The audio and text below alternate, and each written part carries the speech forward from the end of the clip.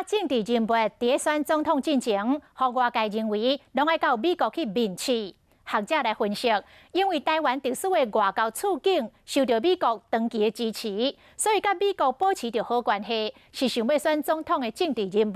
必须爱做的代志。我不愿意接受征召。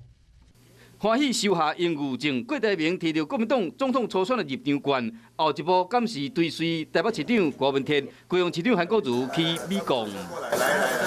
想要选总统的台湾政治人物选前好亲像拢有去访美的惯例，外界认为讲是去面试，敢真正有影？在没有邦交的情况之下，美国是唯一可以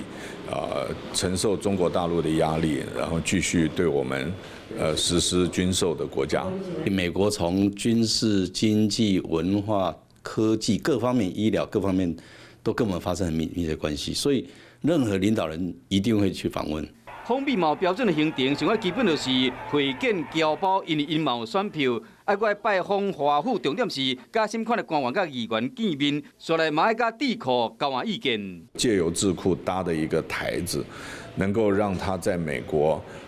做一个演讲，那主要的观众对象是指向国内。 若是美国行，真正是为了面子，结果当然是有人欢喜，有人伤悲。学者认为讲，美国会关心台湾领导人对两岸、对台美关系立场，当然更关心的是美国的利益。在这个选边上哦，美国应该会很在意。所以，如果你的立场过于摇摆